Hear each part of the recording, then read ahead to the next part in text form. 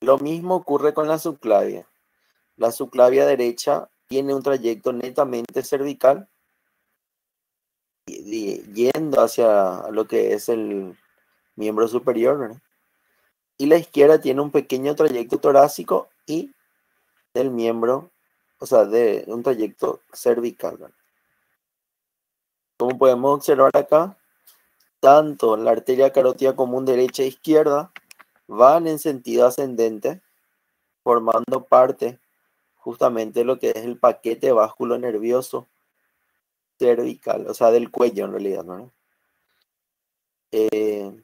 La derecha, como pueden ver, nace del tronco brachiocefálico y la izquierda del arco aórtico. La derecha nace por detrás, como pueden ver, de la articulación externo-clavicular. ¿Dónde termina?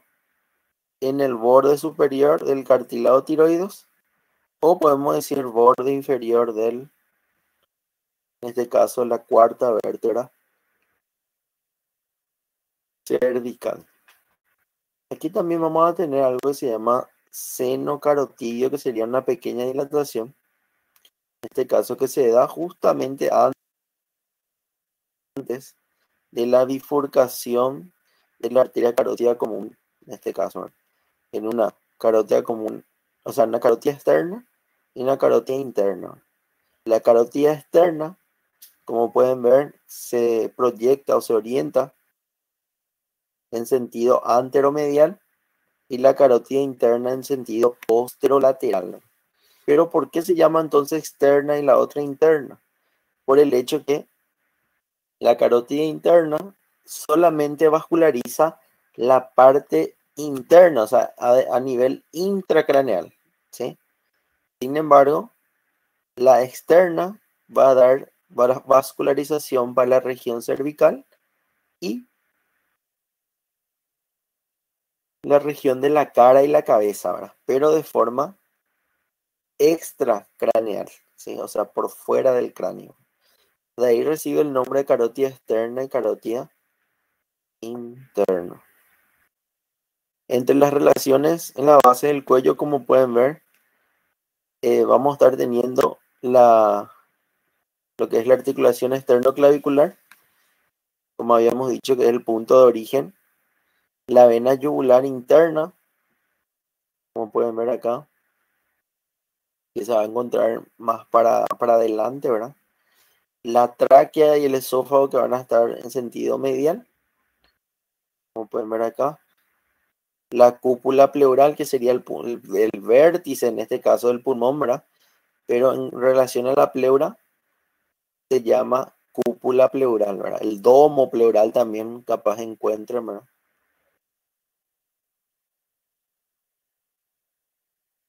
Entre sus relaciones.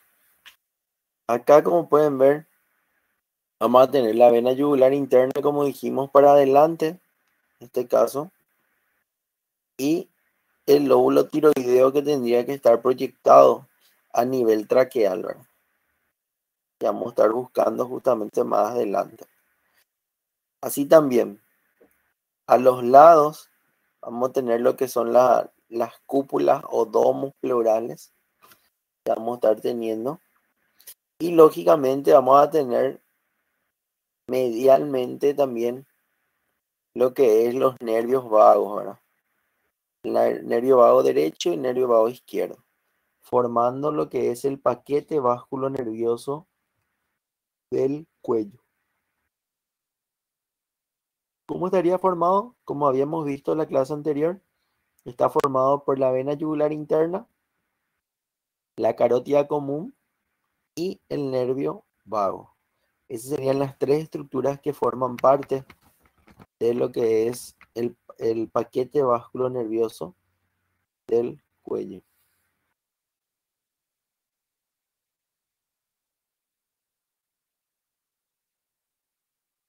Como vemos aquí, tenemos la vena yugular interna, a la carótida común y el nervio vago.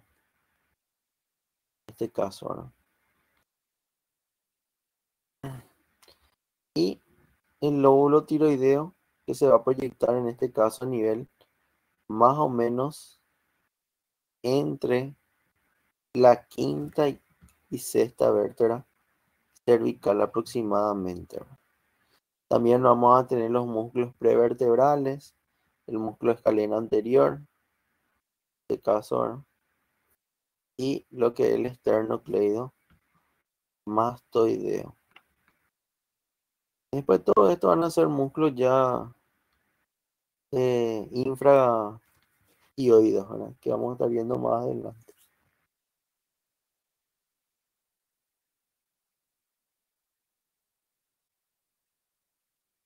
También vamos a tener dos estructuras muy importantes. Lo que habíamos visto ya, lo que era el seno carotídeo y el cuerpo carotídeo. Estos son puntos en el sentido que sirven como receptores. En este caso, el seno carotídeo sirve como varoreceptor, que lo que percibe es la presión arterial, o sea, la fuerza con que choca la sangre en la pared endotelial, ¿no? Así también el cuerpo carotídeo sería ya un receptor más químico, ¿verdad? En este caso va detectando lo que es en este caso lo que es el oxígeno y el dióxido de carbono, ¿verdad? Por eso lo que en el seno carotídeo se va a ir hacia la carótida externa y el cuerpo carotídeo hacia la carótida interna, ¿sí? Por eso es lo que algunos relacionan eh, que tu presión está alta cuando tu cara está todo roja, ¿verdad? Porque quiere decir que hay mucha sangre circulante, ¿verdad?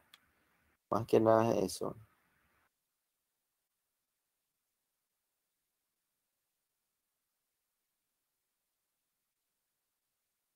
Vamos a hablar un poco de lo que es la carótida externa. En este caso, la carótida externa, como habíamos dicho, se originaba a nivel del borde inferior de la cuarta vértebra cervical o borde superior del cartílago tiroides. Sí, es una neumotecnia. Es Masseche. Lo que usted le dice macete, nosotros le decimos neumotecnia. Entonces, cookie, seba. Cookie quiere decir que es cuerpo, en este caso carotidio, que va a ser un quimioreceptor. Por eso es ki.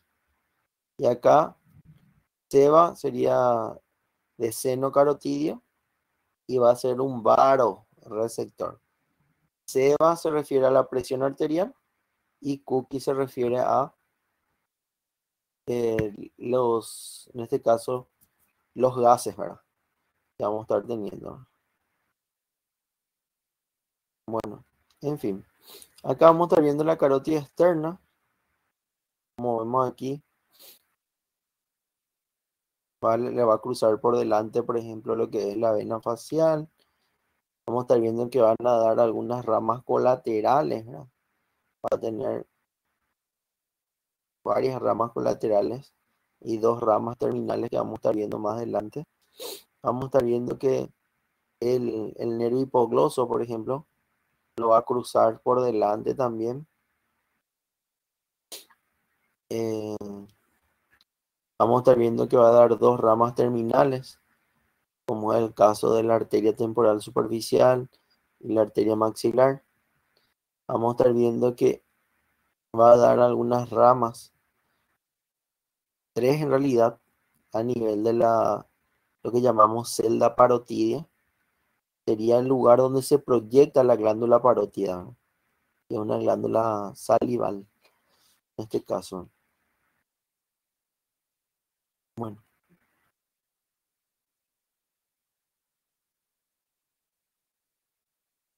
la arteria carótida externa en sí se proyecta o se relaciona con varios triángulos, ¿verdad? Uno de ellos sería el triángulo carotidio, ¿sí? Triángulo carotidio. Como pueden ver acá, hacia adelante, vamos a tener el vientre superior del homoioide, que habíamos visto que era un músculo digástrico. En este caso, o sea, sí, digástrico, porque tenía un vientre superior, y acá podemos ver el vientre inferior. Formaba parte del grupo de los infrayoides, ¿verdad? También atrás tenemos lo que es el borde anterior del esternocleidomastoide y arriba tenemos lo que es el vientre posterior del digástrico, que sería este músculo que está acá. ¿Qué podemos encontrar acá? En este caso, podemos encontrar de contenido, ¿verdad? Lo más importante es la carótida.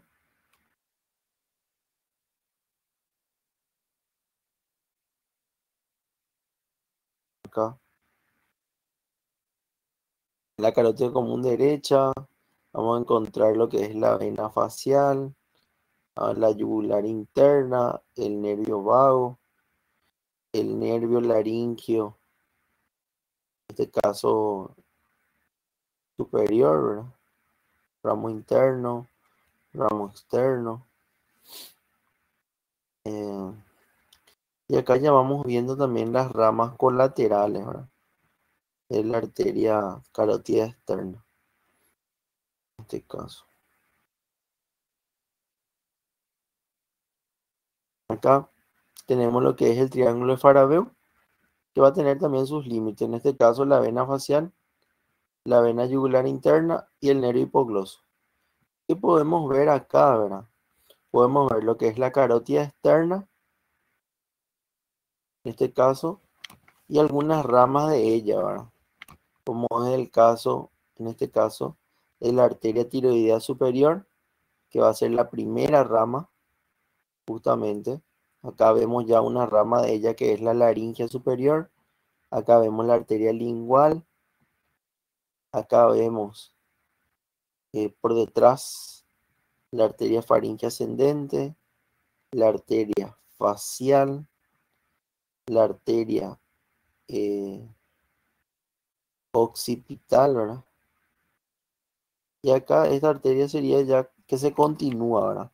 Como carótida externa todavía, ¿verdad? Acá tenemos lo que es el nervio hipogloso y acá el ramo interno, en este caso del hipogloso. Esto sería ya la asa cervical que habíamos comentado ya en algún momento, ¿no? Asa cervical. Tenemos también el nervio laringio superior. Y tenemos lo que es el triángulo de Gullón. En este caso un triángulo mucho más específico, más para arriba, ¿verdad? Se relaciona con lo que es la vena facial. Vamos a tener lo que es nuevamente el nervio laringio superior, ¿verdad? Y vemos acá la carótida externa. Acá vemos la arteria tiroidea. Acá vemos lo que es la arteria lingual, chiquitita acá. La arteria facial, la arteria occipital, ¿verdad? Y acá más por arriba tenemos la arteria auricular posterior.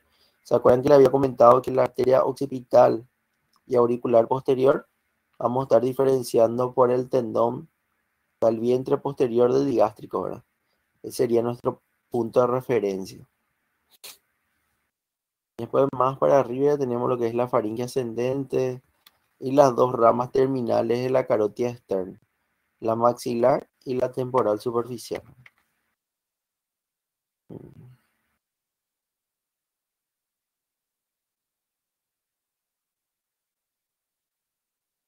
Bueno, también vamos a tener algo que se llama diafragma estilo o ramillete de Riolano, que serían todo este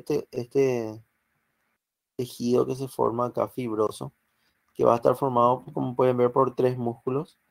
En este caso, el externo y ¿cómo se llama? Estiloioido, el estilo gloso y el estilo, en este caso, faringeo. Serían los tres músculos que van formando el diafragma estíleo, que como pueden ver, va a contener a la arteria carótida externa, ¿sí? La arteria carótida externa. Acá nos da para ver los ligamentos. en este caso, ¿verdad? Porque está más profundo. Y acá tenemos lo que estábamos diciendo, lo que es la celda parotidia, ¿verdad? Y la celda parotidia sería justamente donde vamos a estar encontrando a la glándula o incluso hasta donde se proyecta la glándula, ¿verdad? Y acá vemos algunas estructuras que nacen a nivel de la celda parotidia, ¿verdad? En este caso, la arteria auricular posterior y las dos últimas ramas, en este caso terminales, ¿verdad? Lo que es la arteria maxilar para abajo y lo que es la arteria temporal superficial.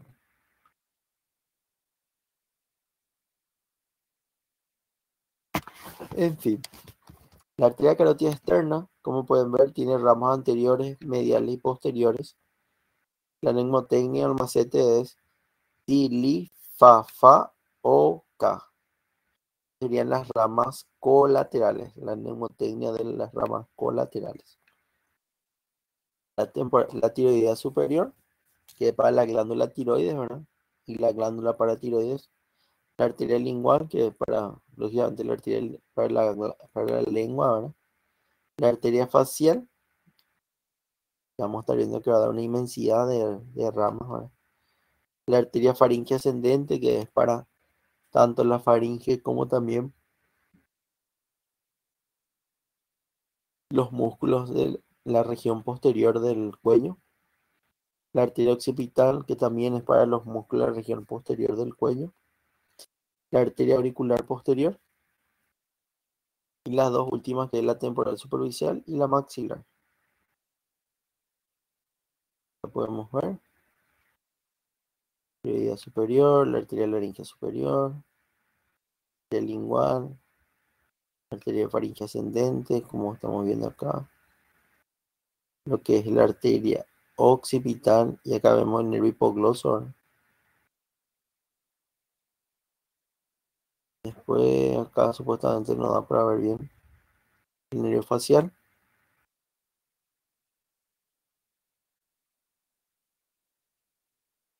En este caso, el nervio facial, en este caso la arteria facial, como pueden ver acá, inclusive si ustedes se palpan ahora, ¿verdad? Sus caras, a este nivel van a poder palpar el pulso facial, ¿verdad? En este caso. Vamos a estar viendo después las arterias labiales inferiores, superiores, la arteria nasal lateral y la arteria, en este caso, angular, ¿verdad? Vamos a ver enseguida. Y las tres arterias que nacen a nivel de la celda, ¿verdad? Que va a ser la última rama colateral, que es la auricular posterior.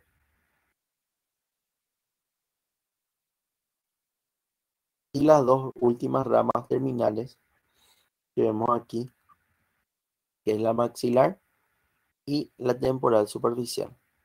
La temporal superficial que se relaciona íntimamente con el conducto auditivo externo, que origina más o menos, o sea, pasa en realidad, sentido ascendente, a más o menos 1,5 centímetros de distancia. Sería la distancia promedio.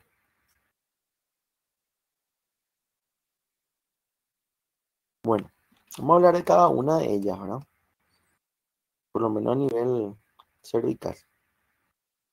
Lo que es la arteria tiroidea superior, como pueden ver acá, va a dar sus ramas terminales, que son las arterias glandulares, en este caso que es para la glándula tiroides, la arteria glandular anterior, la arteria glandular lateral y lógicamente vamos a tener una arteria glandular posterior. Después vamos a tener algunas ramas colaterales. Una de las más importantes van a ser la arteria laringe superior y la arteria cricotiroidea, ¿sí? ¿Por qué?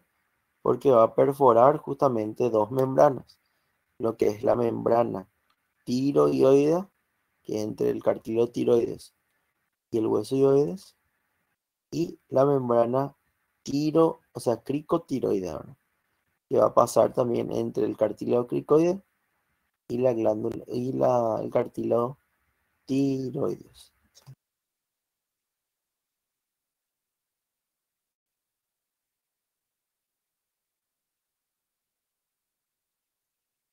Después tenemos lo que es la arteria lingual, que vamos a estar viendo que se va a encontrar relacionado con varios triángulos, ¿verdad?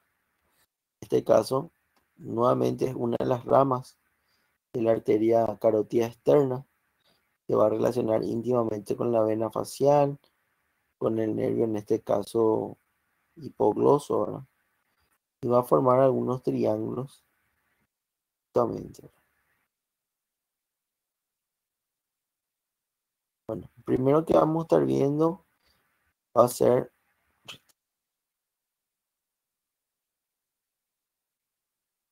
va a ser lo que son sus ramas colaterales, ¿verdad?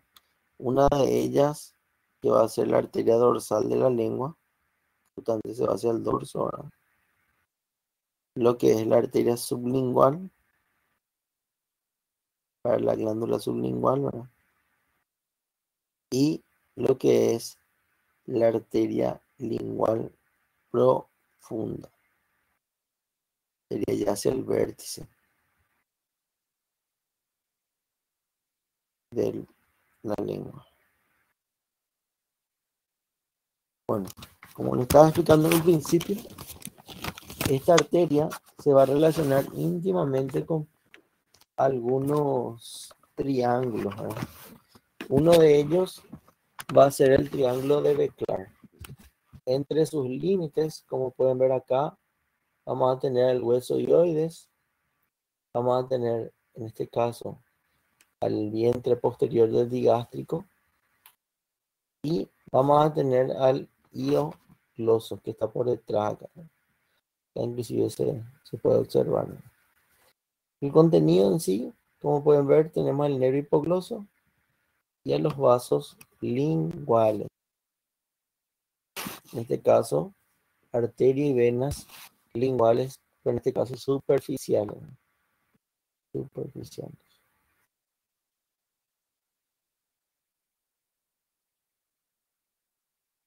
Después tenemos lo que es el triángulo de Pirogov. Acá era el de Becklar, acá sería el de Pirogov. Y vamos a tener casi lo mismo otra vez, ¿verdad? El nervio hipogloso y los vasos, en este caso linguales superficiales. Como pueden ver acá, se encuentra entre lo que es inclusive el ligamento intermedio, ¿verdad? Se va a encontrar también entre lo que es el músculo miloioideo. Por a los lados también tenemos al estilo hioideo. Bueno, ¿qué triángulo sería este?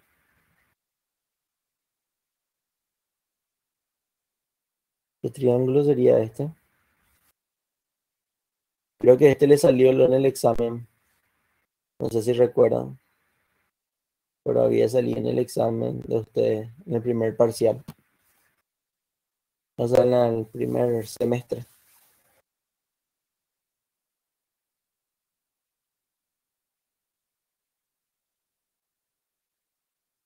¿Qué triángulo sería este?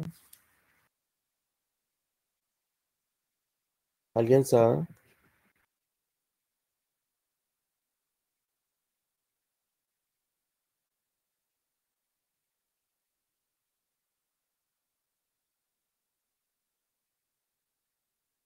¿Quién se acuerda?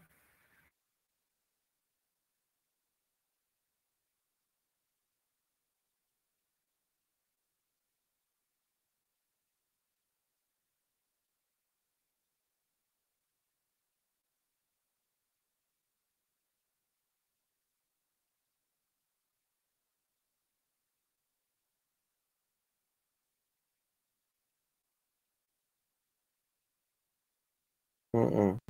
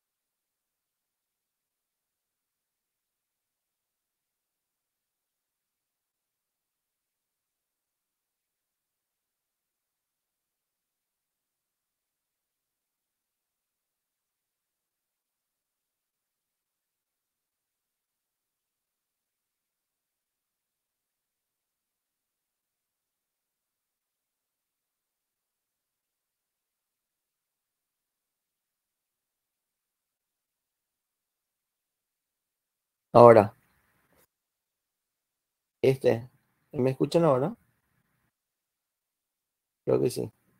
Bueno, este que es, ¿cuál dijeron? Yo les había comentado el Pirogov, ¿eh? Pirogov. Serían nervio hipogloso, tendón intermedio y borde posterior del milo hioide, músculo milo hioide. Contenido, arteria lingual, Pirogov. ¿Y este qué era? Este creo que acertaron hace rato, ¿no?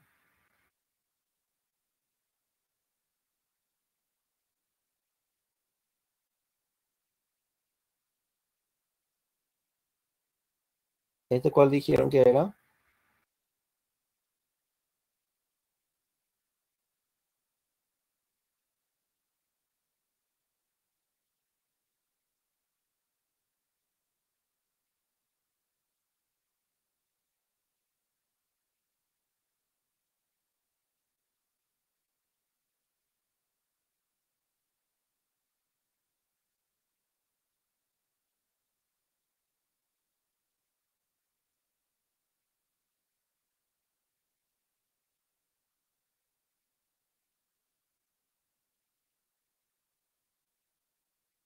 Mm,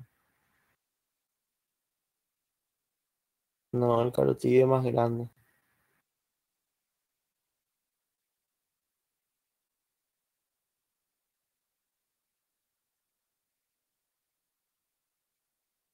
Acá, este triángulo que está acá, ¿cuál sería?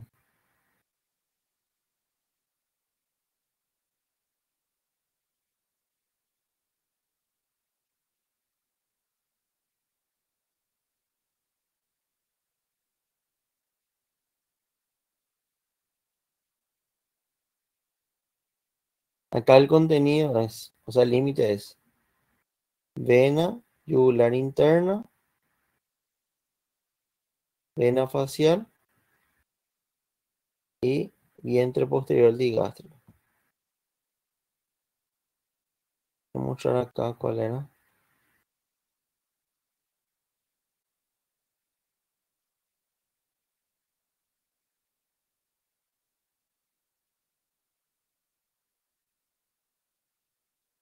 Mira,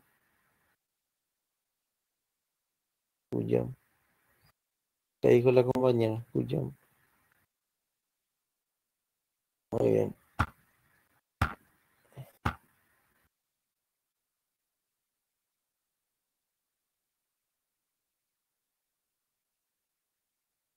Cuyón.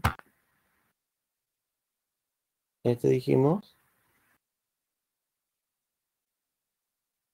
Pirogov.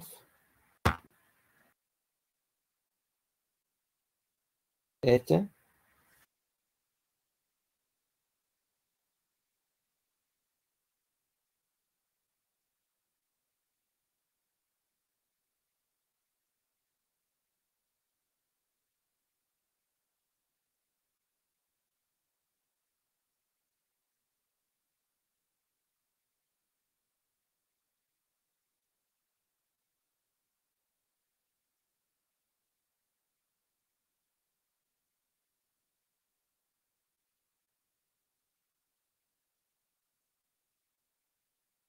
Oh, oh. Mira, este está acá. Y el otro está acá. Dentro del gullón, el nervio hipogloso es contenido. Y en el otro, el hipogloso es límite. ¿Ves?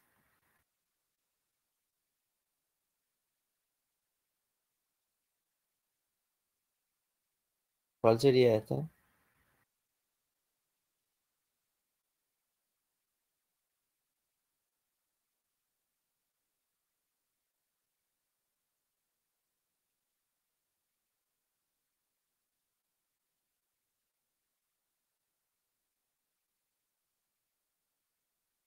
Hace rato dijeron.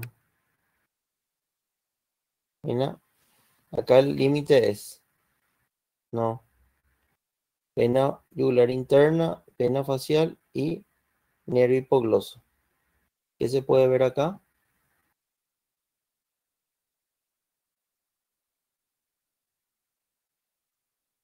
Farabeo. Muy bien, la vena. Este es el triángulo de Farabeo. ¿Y este? Este sí, el que dijeron hace rato. Triángulo de Beklar. Entonces acá tenemos triángulo de Pirogov, triángulo de Beklar, eh, triángulo de Farabeo. Y si hacemos más para arriba, triángulo de Guyon. Triángulo de Guyon. Bueno, continuando. Acá vamos a tener lo que es la arteria facial, como pueden ver. Sale también de la carótida externa. Sigue su trayecto por lo que es la arteria, o sea, la rama de la mandíbula, haciendo justamente que se pueda palpar el pulso facial a ese nivel, ¿verdad? Pasa por lo que estábamos viendo, el triángulo carotidio, el triángulo submandibular, que sería acá más o menos, y comienza a dar sus ramas, ¿verdad?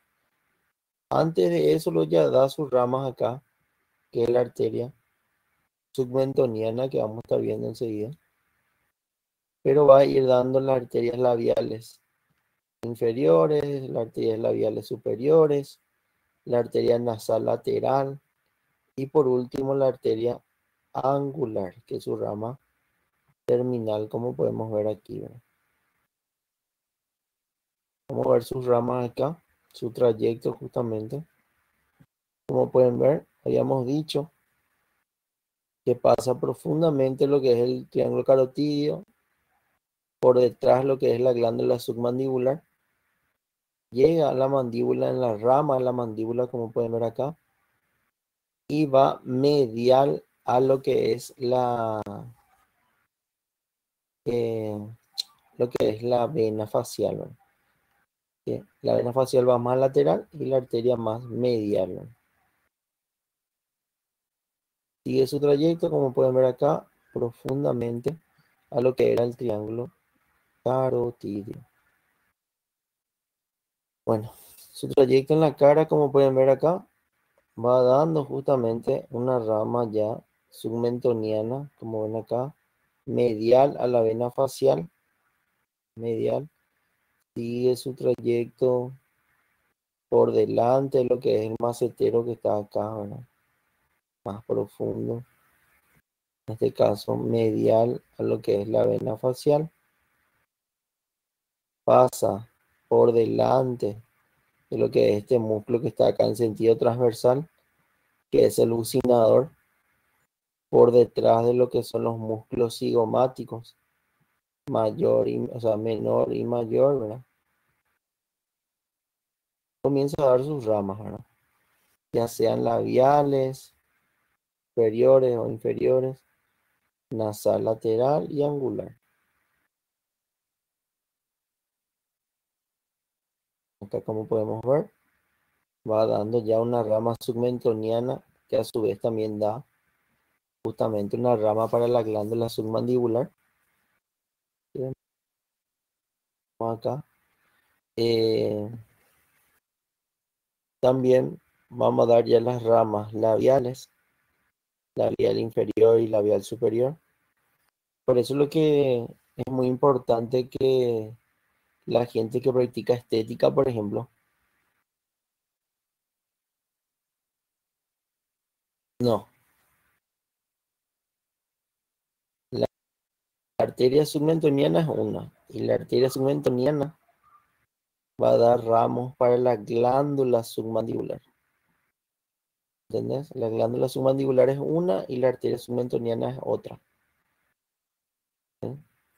Bueno, a lo que le quería comentar nomás acá, que es muy importante, que las personas que hacen relleno de los labios, por ejemplo, con el ácido hialurónico, que tengan muy en cuenta que la disposición disposición de las arterias labiales es muy distinta, difiere bastante entre una persona y otra, ¿verdad?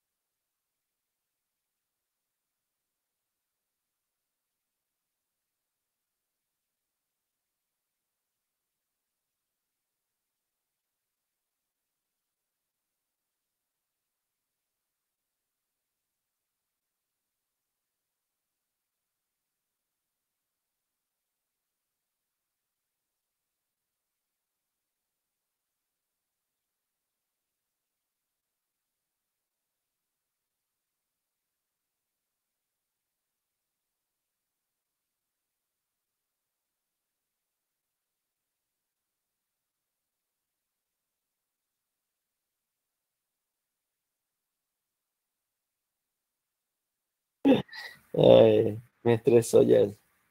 Bueno, lo que estaba comentando acá, el compañero que me estaba preguntando es, la arteria submentoniana da ramas, en este caso, para lo que es la glándula submandibular, ¿sí? Pero la propia arteria facial también da ramas o sea que los dos van vascularizando la glándula submandibular, ¿no? Es una pregunta.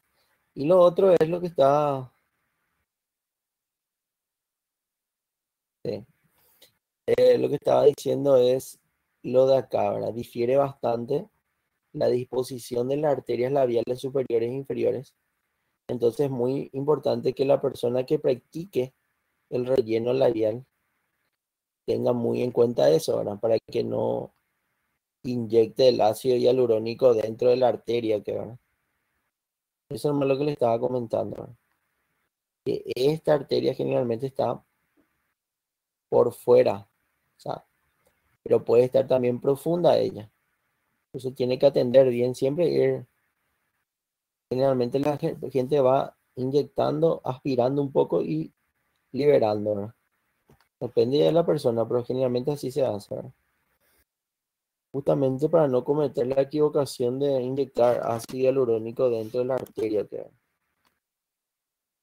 y ahí le va a dar una reacción alérgica a la gran siete.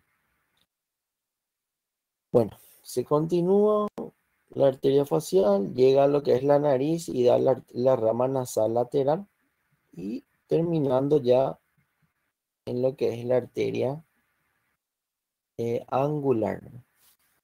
La arteria angular.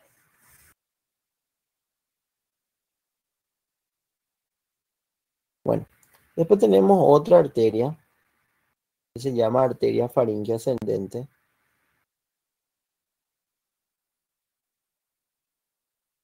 y le va a dar una reacción alérgica, le va a hinchar todo su labio. Ahí depende de cada uno. Y acá, esta arteria es muy difícil de encontrar porque primero lo que es pequeña y segundo que es profunda. Entonces generalmente se encuentra donde se bifurca la arteria carótida externa y carótida interna, ¿verdad? Más o menos ahí, más o menos en sentido medial y profundo va ascendiendo, ¿verdad? Entonces es medio complicada de verlo, ¿verdad? Como podemos ver acá, una arteria bien pequeña, medial entre las dos ramas, va ascendiendo y va dando ramas justamente que van a irrigar tanto la faringe, va a originar, como podemos ver acá, la arteria meningia posterior, va a originar lo que es la arteria timpánica inferior y también va a dar ramos musculares para los músculos de la región posterior del cuello. Entonces, tiene bastante importancia. Como pueden ver acá, va dando ya para los músculos de la región faríngea, en este caso, los constrictores, ¿verdad? Pero también va a vascularizar de cierta forma los músculos de la región posterior del cuello. También tenemos lo que es la arteria occipital, ¿verdad? Que también nace de la arteria carótida externa por encima del nervio hipogloso, asciende por debajo de lo que es el vientre posterior del digástrico, ¿verdad? Más o menos. Por eso dice sigue el borde inferior del vientre posterior del digástrico. Pasa por lo que es el surco de la arteria occipital, que en este caso en el proceso mastoide, y va a ir a vascularizar la región posterior del cuello, ¿verdad? Va a facilitar también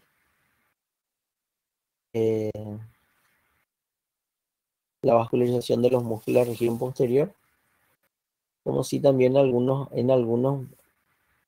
unas veces da lo que es la arteria estilomastoide, ¿verdad? Que le voy a mostrar dónde pasa eso. Bueno, justamente acá, como pueden ver, va a dar muchos ramos musculares para la región posterior. Así también da una arteria llamada estilomastoide, que a veces se origina de ella, porque la mayoría de las veces se origina de otra arteria que vamos a estar viendo enseguida, que es la auricular posterior, ¿verdad? En este caso. Acá como pueden ver, la auricular, la occipital, y acá vemos por ejemplo la auricular posterior. Acá ya sería la temporal superficial y acá ya la maxilar. Acá una arteria también que vamos a ver bastante, que es la facial transversa. Y acá las temporales profundas, ¿verdad? Acá podemos ver la arteria occipital, ¿no? Que va a vascularizar justamente el esternocleidomastoideo también, ¿verdad? En este caso. También vemos lo que es la arteria auricular posterior, que es la última rama colateral de la carótida externa. Como pueden ver, sigue el trayecto. Sigue el trayecto de lo que es el vientre posterior del digástrico, ¿verdad? En su borde superior. Que sería, por eso dijimos que el vientre posterior del digástrico sería nuestra relación más importante, ¿verdad? Para diferenciar lo que es la arteria occipital de lo que es la arteria auricular posterior. Y como habíamos dicho, es la que normalmente origina la arteria estilomastoide, que es la que acompaña al nervio facial, por ejemplo, en su trayecto. Acá nuevamente podemos ver, como ven acá, pasa por el agujero estilomastoideo con el nervio facial, que es el séptimo par craneal.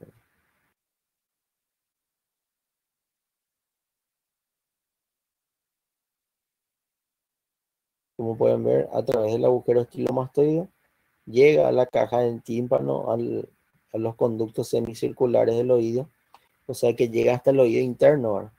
Vascularizando esa zona, ¿verdad? Por eso es la importancia de esa arteria.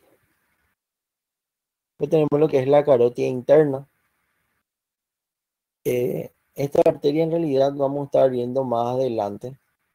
No, no voy a hablar de ella ahora, porque vamos a hablar de ella en cabeza. ¿Sí? Voy a saltar nomás ese tema, ¿verdad? Bueno.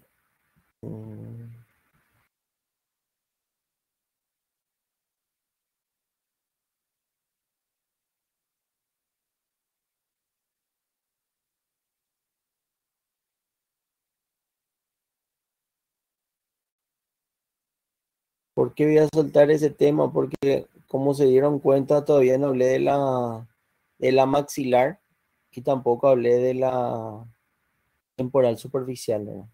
Porque esas dos arterias voy a hablar en cabeza, y cuando demos cabeza. Ahora voy a hablar un poco de lo que son los linfáticos del cuello y la cabeza también en este caso, ¿verdad? Porque es bien corto. En este caso, como pueden ver acá, vamos a tener lo que es el anillo pericráneo cervical, que va a ser un conducto de ganglios linfáticos.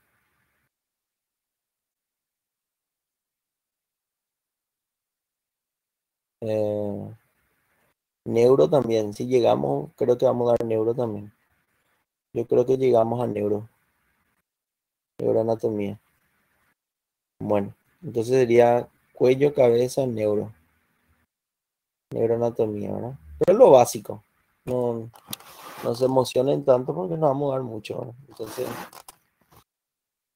poco contenido lo que vamos a poder dar porque es poco tiempo, ¿verdad? En fin, continuando, vamos a tener lo que son los ganglios occipitales, la región occipital justamente, los ganglios mastoideos, los ganglios, en este caso parotidios. Estos son los ganglios que en este caso se inflaman también en la parotiditis, por ejemplo, o cachumba, como usted le dice, ¿verdad? O papera, también se le dice. Después tenemos lo que son los ganglios submentonianos. Vamos a estar teniendo acá abajo el mentón, ¿verdad? Vamos a tener lo que es los ganglios submandibulares. Después ya tenemos ya más profundamente los retrofaringeos y lo que son los yugulodigástricos que ya nos da para ver acá. Después ya tenemos los ganglios de la región cervical, que son bastante superficiales. Como pueden ver acá, a nivel del cuello, vamos a tener los ganglios anteriores y laterales. Los anteriores van a ser superficiales y profundos. Los superficiales son los que se relacionan íntimamente con la vena yugular anterior, o sea que están los bastante superficiales, ¿verdad? Encima de la fascia muscular, etcétera. Y las profundas, como pueden ver, van a ser primeramente las viscerales, que van a ser las paratraqueales derecha e izquierda, en este caso, las pretraqueales que van a ser por delante de la tráquea y las retrofaringeas. También vamos a tener las infraoides que le estaba mostrando, las que están por delante de la laringe y las tiroides.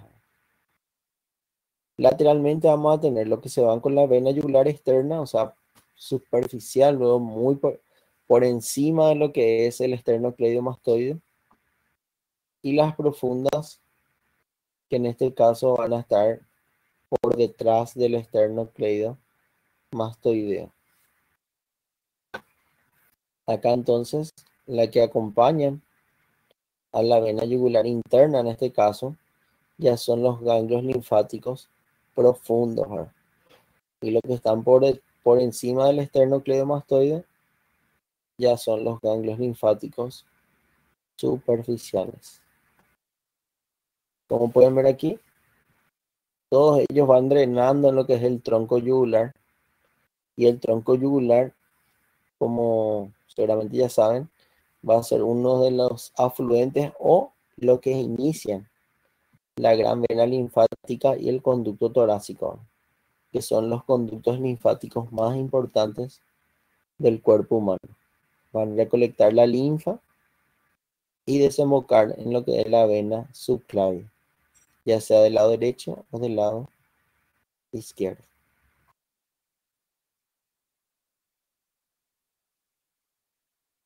Bueno,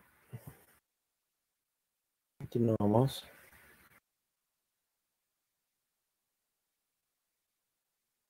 Eh, Vamos a hablar de nervios. Ahora, nervios.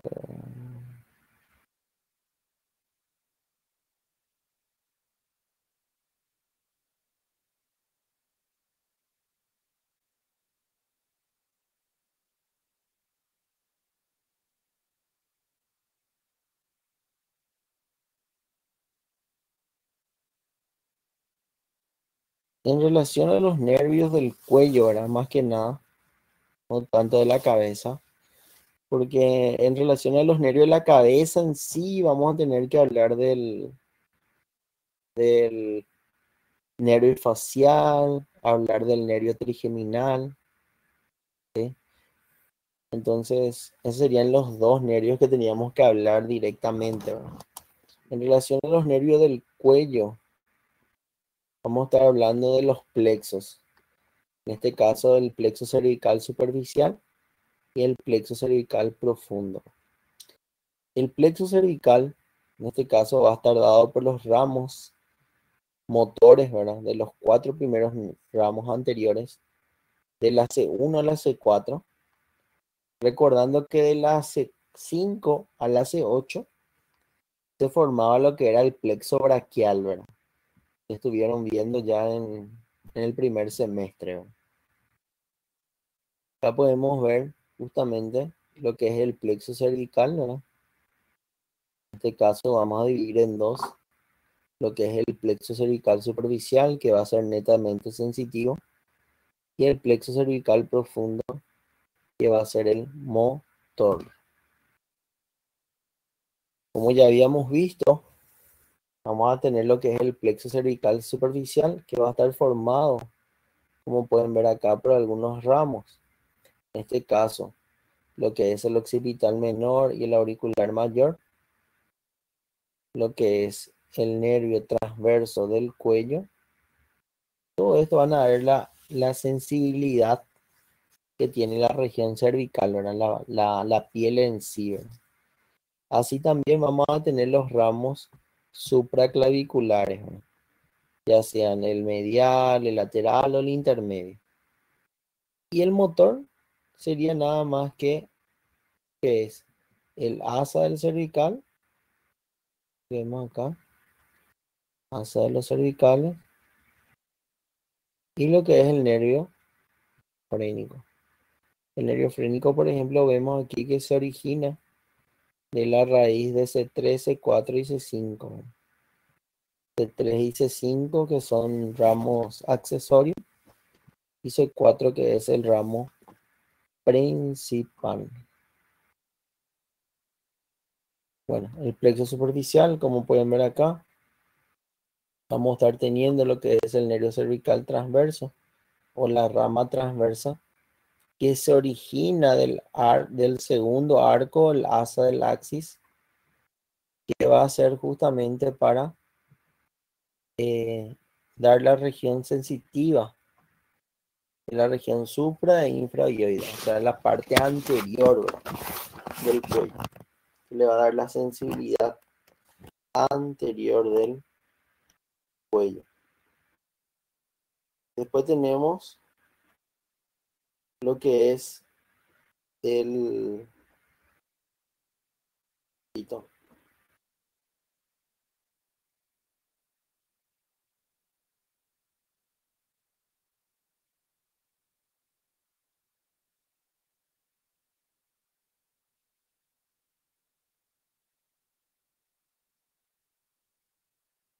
Bueno, continuando.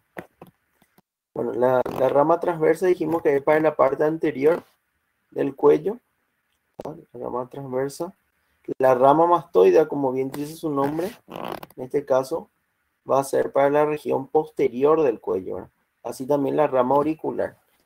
Esto va a ser para la parte auricular, ya sea la parte anterior, inferior y posterior de la región auricular.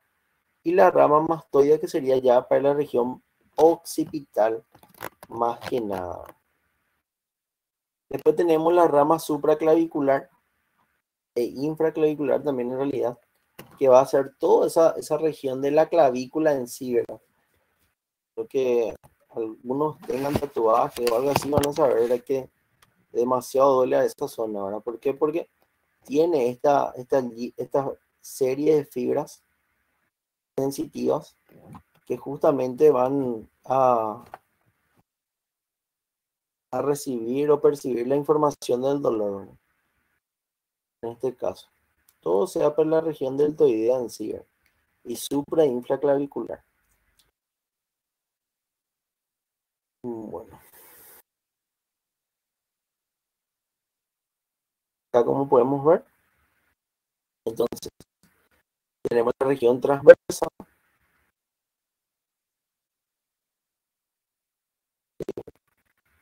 Acá creo que puse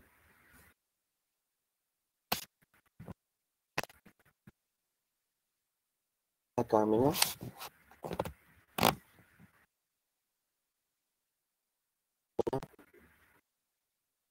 Se llama ASA, fue la unión que generamos. Entonces, ASA del Atlas.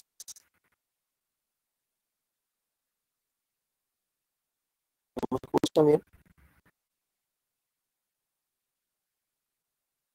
¿No se escucha?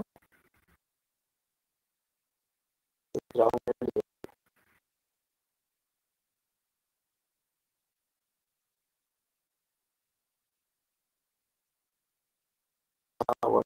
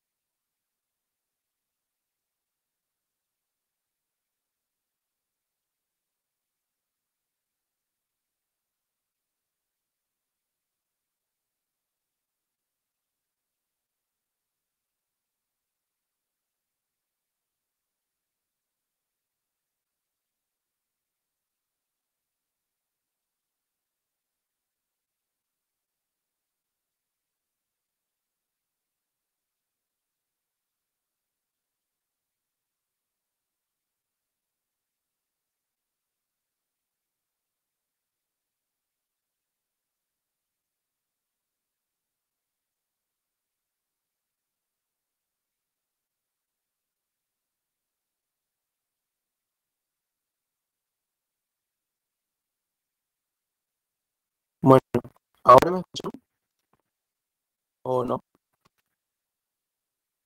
¿Se escucha? Bueno, normal o trabando otra vez. ¿No?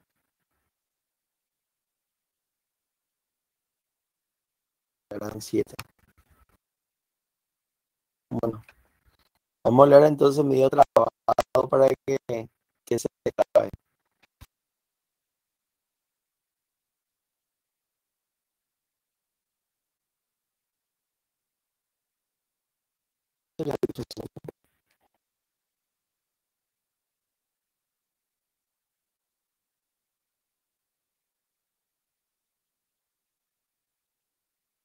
Bueno, ahora me escuchan, ¿verdad? Esto sería las asas. Entonces, este sería el asa del Atlas, el asa del Axis y el tercer asa.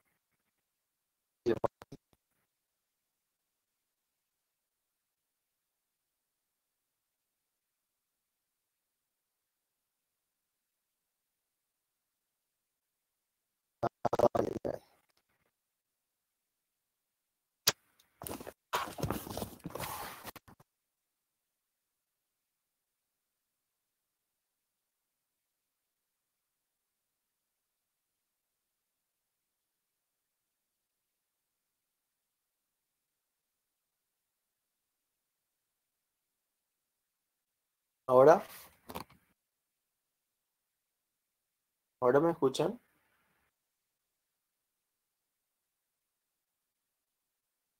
Bueno, en fin, sí tiene que ver con las cervicales. Solamente que en este caso va a ser el del nervio, el primer nervio cervical, él da una comunicante para el segundo. Y eso sería el asa del Atlas. El segundo nervio cervical da una comunicante para la tercera. Y ese sería el asa del axis. Y el tercero El tercer nervio cervical origina una comunicante para el cuarto.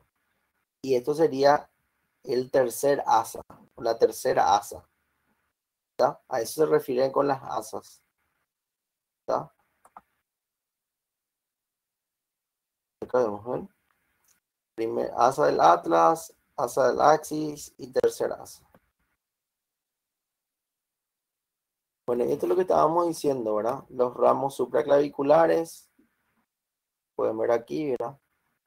El nervio cervical transverso, el auricular mayor y el occipital menor, que dan en este caso, la sensibilidad para la región cervical, ¿verdad? Región cervical.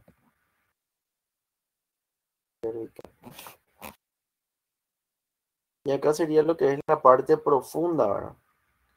En este caso, vamos a estar viendo, sería la parte profunda, esto sería todavía la parte superficial, ¿verdad?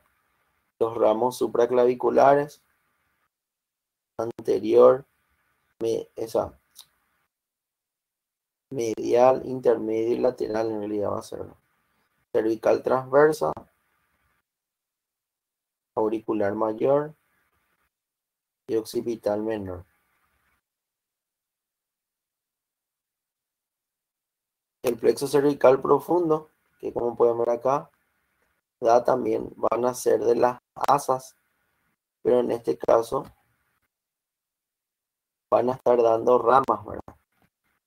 Lo que es la rama lateral y la rama anterior. Vamos a tener lo que son las ramas para el esternocleidomastoideo y el trapecio. Son las ramas laterales, del caso del accesorio en realidad, ¿no? Y también va a formar lo que es el asa del hipogloso. Asa del hipogloso. Después, la unión del tercero, cuarto y quinto. Tercero, cuarto y quinto origina el nervio frénico. Recuerdan que el asa del cervical inervaba todo lo que eran los músculos infravioides y el nervio frénico inervaba el diafragma, ¿no? Entre otras estructuras. Acá tenemos el asa del hipogloso, la rama descendente y ascendente, ¿verdad? Y tenemos lo que es el nervio frénico, que vemos aquí. Nervio frénico, el músculo escaleno anterior, ¿verdad? En este caso. Asa cervical. Y acá mostramos lo que es el nervio frénico. Y justamente es un nervio que va a pasar entre el desfiladero de los escalenos, se va a deslizar por lo que es el músculo escaleno anterior y va a ingresar al tórax entre la arteria subclavia y la vena subclavia, llegando a lo que es el tórax y llegando a lo que es el diafragma.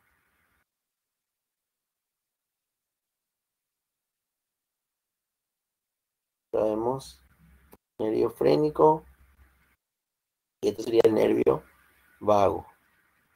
Este sería el nervio laringio recurrente. Ya vamos a estar viendo que del lado derecho por lo menos se origina por debajo de lo que es la arteria subclavia derecha.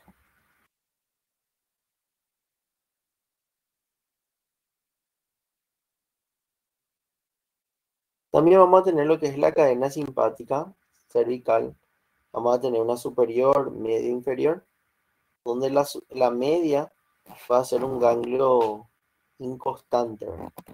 Que vamos a estar viendo. Como pueden ver acá, el superior, tenemos acá este nivel, tiene una forma fusiforme,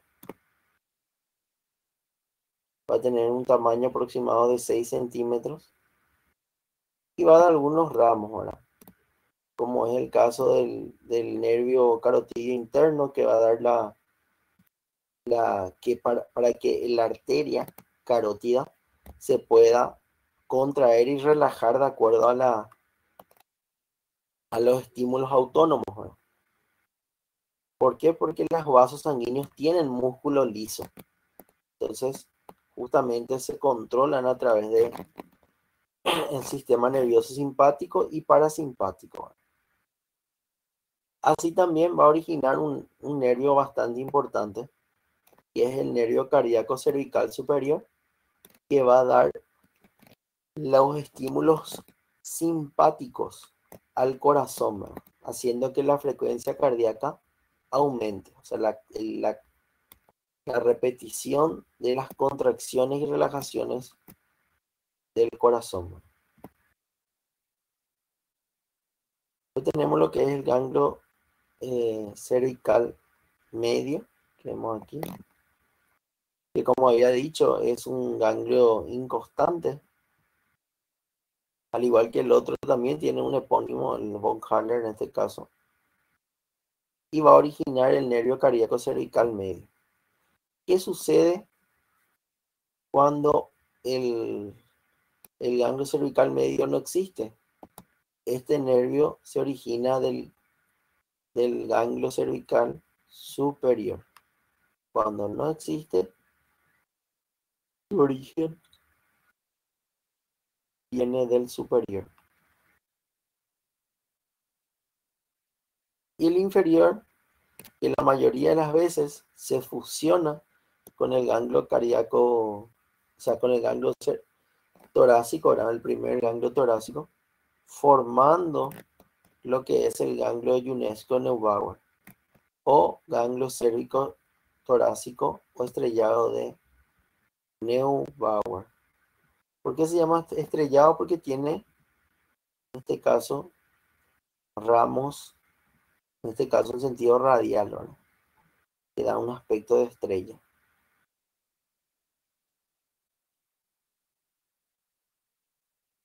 Entre los ramos vamos a tener también el nervio cardíaco cervical inferior,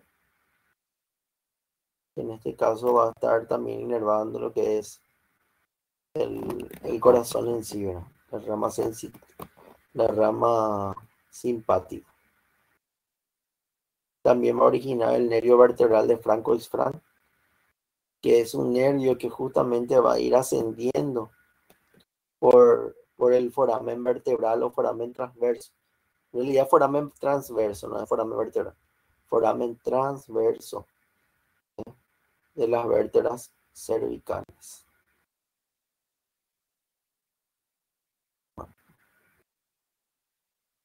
Voy repitiendo después la práctica otra vez. Bueno.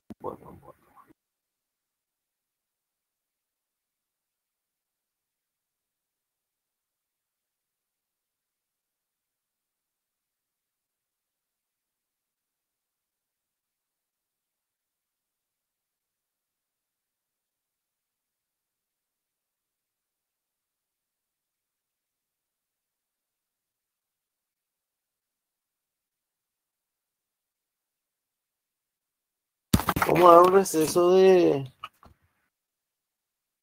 15, o sea, 20 minutos, 19 en realidad, hasta las 3:30. Y continuamos con faringe, ¿sí? Hoy vamos a dar faringe, esófago y hasta ahí.